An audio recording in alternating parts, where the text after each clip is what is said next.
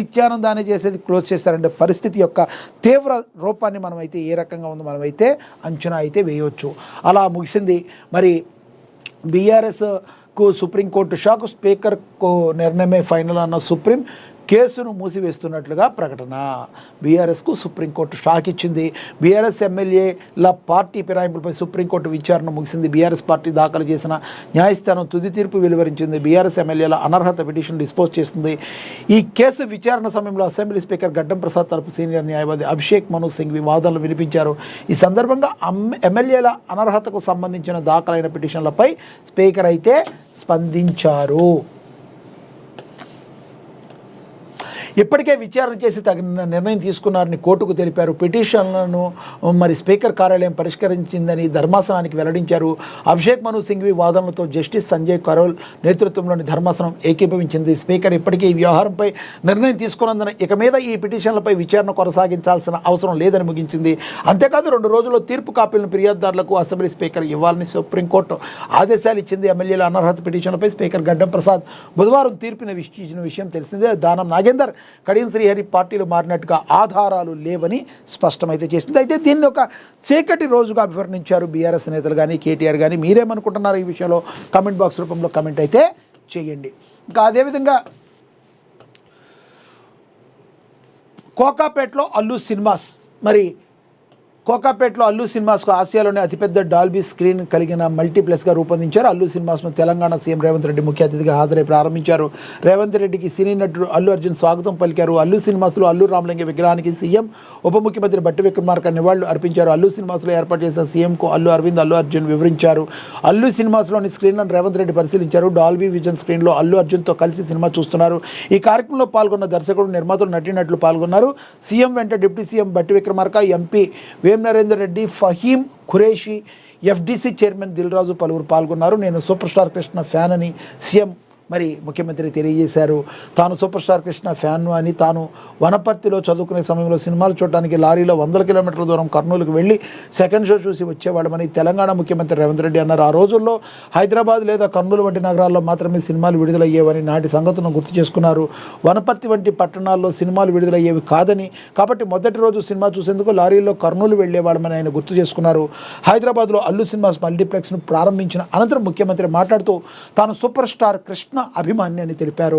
ఇక కృష్ణ ఒక సంవత్సరంలో 15 నుంచి 16 సినిమాలు నటించిన రోజుల్లో 5-6 ఏళ్లకు ఒక సినిమాలు నటించిన హీరోలను చూస్తున్నామన్నారు. తెలుగు సినిమా పరిశ్రమ కోలీవుడ్ లేదా బాలీవుడ్తో పోటీ పడకుండా హాలీవుడ్తో పోటీ పడాలన్నారు. హాలీవుడ్ సినిమాలు కూడా ఇక్కడ ప్రదర్శించబడాలని ఆయన ఆకాంక్షించారు. ఏదేమైనప్పటికీ తాను ఒక సూపర్ స్టార్ కృష్ణ అభిమానిగా మరి తన చిన్ననాటి రోజులను ఆయనైతే గుర్తు చేసుకున్నారు ముఖ్యమంత్రి రేవంత్ రెడ్డి. అంతేకాదు 100 కిలోమీటర్ల దూరమైన కర్నూలులో లారీల్లో వెళ్ళి మరి సినిమాలు చూశాను. పాత రోజులను జ్ఞప్తికి తెచ్చుకున్నారు. ఈ సందర్భంగా మరి ముఖ్యమంత్రి రేవంత్ రెడ్డి. కవిత ఇంటికి సిబిఐ, ఢిల్లీ లిక్కర్ కేసులో ట్విస్ట్, నోటీసులు అందుకున్న భర్త అనిల్. ఈ నెల 16న కోర్టుకు విచారణ ఉందని తెలిపిన అధికారులు. దేశవ్యాప్తంగా సంచలనం సృష్టించిన ఢిల్లీ లిక్కర్ పాలసీ కేసులో తాజాగా పరిణామాలు తెలంగాణ రాజకీయాల్లో మరోసారి వేడిని పెంచాయి. మాజీ ఎమ్మెల్సీ కేసీఆర్ కుమార్తె కవిత నివాసం వద్ద గురువారం హైడ్రామా చోటు చేసుకుంది. కేసును దర్యాప్తు చేస్తున్న సిబిఐ అధికారులు ఆమెకు నోటీసులు అందించారు. బంజారా హిల్స్లో ఉన్న కల్వకుంట్ల కవిత నివాసానికి మధ్యాహ్నం సిబిఐ అధికారులు చేరుకున్నారు. ఢిల్లీ లిక్కర్ స్కామ్కు సంబంధించిన హైకోర్టులో దాఖలైన తాజా కౌంటర్ అఫిడవిట్ వివరణ కోరుతూ కోర్టు జారీ చేసిన నోటీసులు అందించడమే అధికారుల ప్రధాన ఉద్దేశం. అయితే అధికారులు వెళ్లిన సమయంలో కవిత తన నివాసంలో అందుబాటులో లేరు. దీంతో సిబిఐ అధికారులు ఆ నోటీసులను కవిత భర్త అనిల్ కుమార్కు అందించారు. ఈ సందర్భంగా అధికారులు అనిల్ కుమార్తో మాట్లాడినట్టుగా తెలుస్తుంది. కవిత ప్రస్తుతం ఎక్కడ ఉన్నారో అడిగి తెలుసుకున్నారు. ఎప్పుడు వస్తారు అని అడిగారు.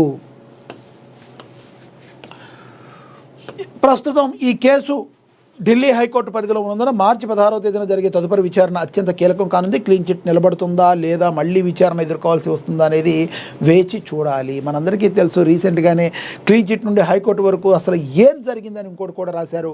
మరి ఢిల్లీ లిక్కర్ పాలసీ కేసులో కవితకు సంబంధించిన గతంలో కీలక పరిణామం చోటు చేసుకుంది. కేసులో విచారించిన రౌస్ అవెన్యూ కోర్టు ఇటీవల ఆమెకు క్లీన్ చిట్ ఇచ్చింది. మనందరికీ తెలిసింది.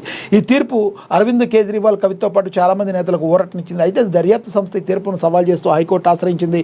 కోర్టులో తాము సమర్పించిన ఆధారాలను, కేసు తీవ్రతను పరిగణలోకి తీసుకోవాలని సిబిఐ తన అప్పీల్లో పేర్కొంది. ఈ క్రమంలోనే దర్యాప్తు మరింత వేగవంతం చేసిన అధికారులు హైకోర్టు ఆదేశాల మేరకు తాజాగా నోటీసులు జారీ చేశారు. ఈ నోటీసులకు కవిత, సిబిఐ అధికారులు ఇచ్చారు. ఇక అదేవిధంగా కమర్షియల్ సిలిండర్ల కొరత వాస్తవం, డొమెస్టిక్ సిలిండర్ల కొరత లేదు. మంత్రి ఉత్తమ్ కుమార్ రెడ్డి నేడు అధికారులు గ్యాస్ కంపెనీలతో సమీక్షించనున్నారు. మంత్రి మరి ఏదైతే కమర్షియల్ సిలిండర్లు ఏవైతే ఉన్నాయో ఇవైతే మరి కొరత ఉన్నమాట వాస్తవమే, కానీ డొమెస్టిక్ సిలిండర్లో మాత్రం ఎటువంటి కొరత లేదని మంత్రి ఉత్తమ్ కుమార్ రెడ్డి అయితే తెలియజేశారు. ఇక తెలంగాణలో కమర్షియల్ సిలిండర్ల కొరత వాస్తవమేనని రాష్ట్ర పౌర సరఫరాల శాఖ మంత్రి ఉత్తమ్ కుమార్ రెడ్డి స్పష్టం చేశారు. గురువారం మీడియాతో మాట్లాడిన మంత్రి ఉత్తమ్ కుమార్ రెడ్డి రాష్ట్రంలో నిత్యం సరఫరా అవుతున్న వంట గ్యాస్ సిలిండర్లు దాదాపు 86% డొమెస్టిక్ కలెక్షన్ లేదని తెలిపారు. కమర్షియల్ సిలిండర్లు కేవలం 14% అని తెలిపారు. ప్రస్తుతానికి డొమెస్టిక్ సిలిండర్ సరఫరాలో ఎలాంటి కొరత లేదని అధికారులు తెలిపారు. వాస్తవానికి కమర్షియల్ సిలిండర్ సరఫరాలో మాత్రం కొన్ని ఇబ్బందులు ఉన్నాయన్నారు. రాష్ట్రంలో వంట గ్యాస్ తర్వాత తాజా పరిస్థితిపై చర్చించేందుకు ప్రభుత్వం ప్రధాన కార్యదర్శి పౌర సరఫరాల శాఖతో ఉన్నతాధికారులు చమురు కంపెనీల ప్రతినిధులతో శుక్రవారం సమీక్షించనున్నట్లు మంత్రి తెలిపారు. రాష్ట్రంలో రోజు ఎన్ని కమర్షియల్ సిలిండర్లు అవసరం, సరఫరా ఏ మేరకు ఉంది, గ్యాస్ కొరత గల కారణాలు అధిగమించేందుకు తీసుకోవాల్సిన చర్యలతో పాటు ప్రత్యామ్నాయాలపై దృష్టి పెట్టేందుకు ఉన్న మార్గాలన్నింటినీ కూడా చర్చించనున్నట్లుగా మంత్రి వివరించారు. పూర్తి వివరాలతో రావాలని ఆయిల్ కంపెనీల ప్రతినిధులతో పాటు అధికారులకు సమాచారం ఇవ్వడం జరిగిందని మంత్రి ఉత్తమ్ కుమార్ రెడ్డి అయితే తెలియజేశారు. ఇక $1 ట్రిలియన్ ఎకనమీ సాధనలో పోలీస్ శాఖ పాత్ర చాలా కీలకమని భట్టి విక్రమార్క చెప్పారు. పోలీస్ శాఖలో దశల వారీగా ఎలక్ట్రిక్ వాహనాల వినియోగంలోకి తీసుకురండి, రాష్ట్ర సమగ్ర అభివృద్ధి, రూరల్ అగ్రిజియన్పై దృష్టి సారించండి అన్నారు. ప్రీ బడ్జెట్ సమావేశంలో డిప్యూటీ సీఎం భట్టి విక్రమార్క మరి ఈ కమెంట్స్ అయితే చేశారు. ఇక భార్య వేధింపు